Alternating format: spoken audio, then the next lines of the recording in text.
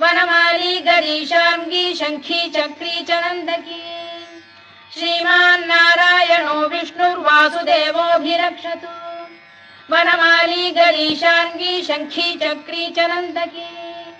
श्रीमान्नारायणो विष्णुर्वासुदेवोऽभिरक्षतु इतीदं कीर्तनीयस्य केशवस्य महात्मनः नाम्नां सहस्रं दिव्यानामशेषेण प्रकीर्तितम्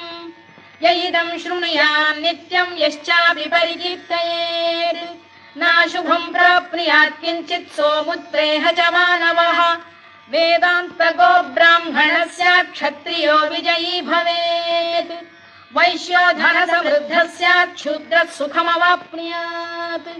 धर्मार्थी प्राप्नुयात् धर्ममर्थार्थी चार्थमाप्नुयात् कामानवाप्नुयात् कामी प्रजार्थी चाप्नुयात् प्रजाम्